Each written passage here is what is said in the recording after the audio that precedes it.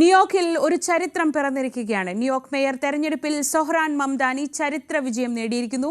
മുൻ New York governor Andrew ക്വോമോയെ വൻ മാർജിനിലാണ് പരാജയപ്പെടുത്തിയത്. ന്യൂയോർക്ക് മേയറാകുന്ന ആദ്യ ഇന്ത്യൻ വംശജനും മുസ്ലിമുമാണ് മംദാനി.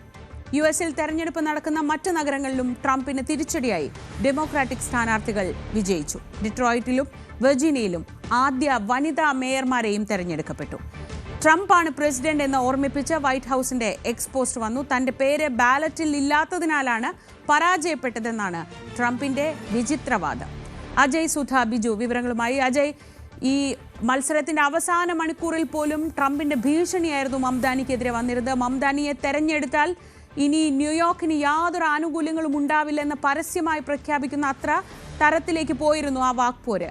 അതിന് മംദാനി നൽകിയ മറുപടി അത് ഔദാര്യമല്ല, അവകാശമാണെന്നാണ്. ജനങ്ങളപ്പോൾ മംദാനിയുടെ വാക്കുകളെ വിശ്വസിച്ചിരുന്നു. ജീവിതം അല്ലെങ്കിൽ കുറഞ്ഞ ചെലവിൽ പാർപ്പിട സൗകര്യം എന്നൊക്കെ പറയുന്ന സാധാരണ മനുഷ്യനെ സ്പർശിക്കുന്ന വിഷയങ്ങളാണ് മംദാനി മുന്നോട്ട് വെച്ചത്. അതാണ് ജനങ്ങൾ സ്വീകരിച്ചത്. അങ്ങനെ വേണ്ടേ മനസ്സിലാക്കാൻ? തീർച്ചയായിട്ടും ഇത്തവണത്തെ ഈ തെരഞ്ഞെടുപ്പിൽ, ന്യൂയോർക്ക് തെരഞ്ഞെടുപ്പിൽ എന്ന് പറഞ്ഞാൽ ഒരു യുവാക്കളെ ലക്ഷ്യം വെച്ചുകൊണ്ടുള്ള ഡിജിറ്റൽ പ്രചരണങ്ങൾക്കാണ് മംദാനി ആദ്യം മുതൽ തന്നെ ഏറ്റവും കൂടുതൽ പ്രാധാന്യങ്ങൾ കൊടുത്തത്. അതുമാത്രമല്ല, ഈ ട്രംപ് നയങ്ങൾക്കെതിരെ ശക്തമായിട്ടുള്ള ഒരു തിരിച്ചടി നൽകുന്ന രീതിയിൽ ട്രംപിനെതിരെ പരസ്യമായി പല വേദികളിലും അദ്ദേഹം പ്രതികരിച്ചുകൊണ്ട് രംഗത്തെത്തിയിരുന്നു. അതുപോലെ തന്നെ യുഎസിൻ്റെ ഇപ്പോഴത്തെ പുതിയ പോളിസികൾ ഇസ്രായേലിനെ വരെ ശക്തമായി എതിർത്തുകൊണ്ട് ഇസ്രായേൽ വിരുദ്ധ പ്രതികരണങ്ങളെല്ലാം നടത്തിക്കൊണ്ട് ഇദ്ദേഹം മംദാനി ഇതിനു മുൻപേ നിരവധി പ്രതികരണങ്ങൾ നടത്തിയിട്ടുണ്ട്. ഇപ്പോൾ അദ്ദേഹം നിലവിൽ ഇപ്പോൾ ന്യൂയോർക്കിൻ്റെ ഇപ്പോൾ അസംബ്ലി ഒരു അംഗം കൂടിയാണ്. അദ്ദേഹമാണ് ഇപ്പോൾ നിലവിൽ മേയറായി തെരഞ്ഞെടുക്കപ്പെട്ടത്. 34 വയസ്സ് മാത്രമേ ഉള്ളൂ.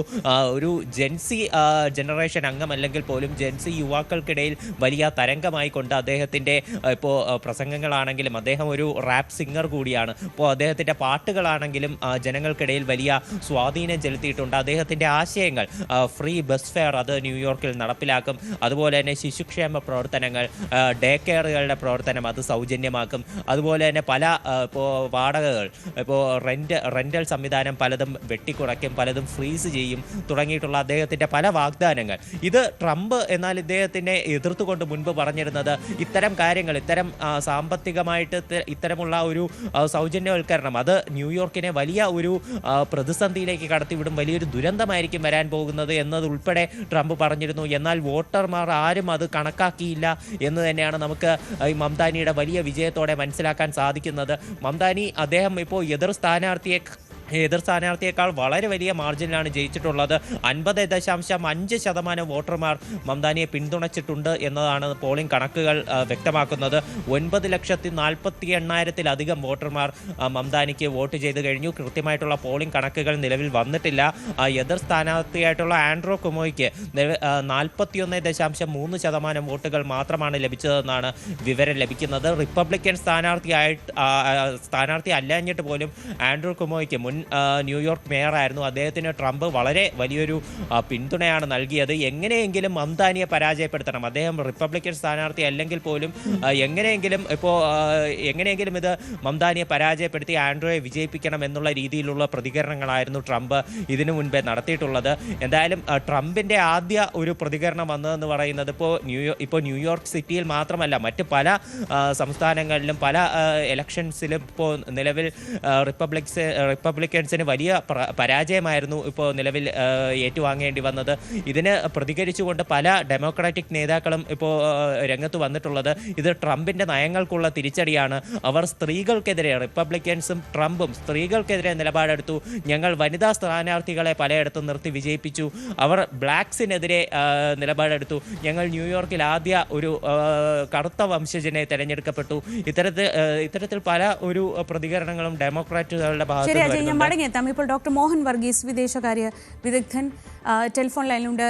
ശ്രീ മോഹൻ വർഗീസ്, ചരിത്രം എഴുതിയിരിക്കുകയാണ് ന്യൂയോർക്ക്. അത് പലതരത്തിലാണ്. ആദ്യത്തെ ഒരു മുസ്ലിം വംശജനെ തെരഞ്ഞെടുത്തിരിക്കുന്നു, ഏറ്റവും പ്രായം കുറഞ്ഞ സ്ഥാനാർത്ഥിയെ തെരഞ്ഞെടുത്തിരിക്കുന്നു. ട്രംപിൻ്റെ ആഹ്വാനങ്ങളെല്ലാം തള്ളി ജൂയിഷ് കമ്മ്യൂണിറ്റിയുടെ കൂടെ പിന്തുണയോടെ മംദാനി തെരഞ്ഞെടുക്കപ്പെടുമ്പോൾ അത് ഏത് രീതിയിലാണ് ഒരു ടേണിംഗ് പോയിന്റ് ആവുന്നത്? തീർച്ചയായും സൊഹ്റാൻ മംദാനിയുടെ തെരഞ്ഞെടുപ്പ് തീർച്ചയായും വളരെ വലിയ ചലനങ്ങളാണ് അമേരിക്കയിൽ ഉണ്ടാക്കുക.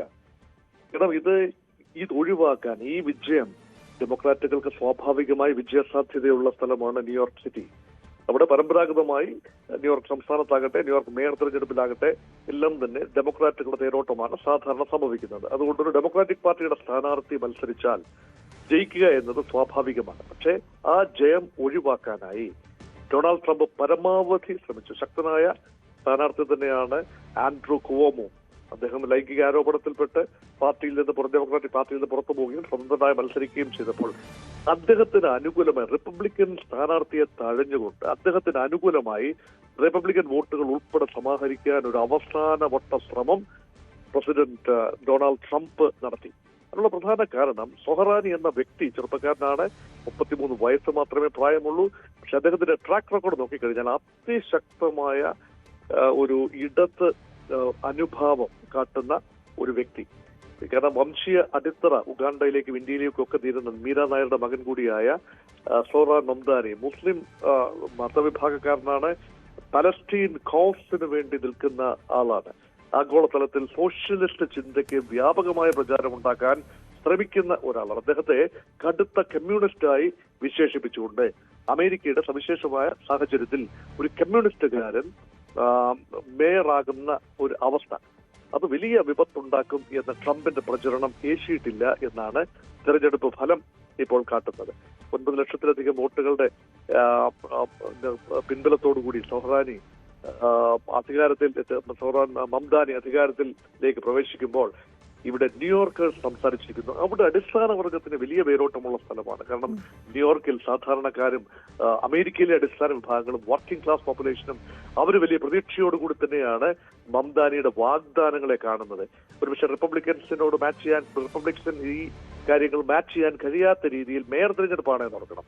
അപ്പൊ അതുകൊണ്ട് മംദാനി ഉയർത്തിയ ഒരു പ്രതീക്ഷ എന്ന് പറയുന്നത് നാളുകളിൽ അമേരിക്കൻ രാഷ്ട്രീയത്തെ തന്നെ പിടിച്ചുലക്കാൻ കഴിയുന്നതാണോ എന്ന് ചിന്തിക്കുന്ന ആളുകളും ഇപ്പോഴും. അതുകൊണ്ട് ഈ അമേരിക്കൻ പ്രസിഡന്റ് തെരഞ്ഞെടുപ്പിൽ പോലും ഏറ്റവും സ്വാധീനം ചെലുത്താൻ കഴിയുന്ന ഒരു പോസ്റ്റ് എന്ന നിലയ്ക്ക് ന്യൂയോർക്ക് മേയർ പോസ്റ്റ് എന്ന് പറഞ്ഞാൽ അങ്ങനെ ചില പ്രത്യേകതകൾ കൂടിയുണ്ടല്ലോ.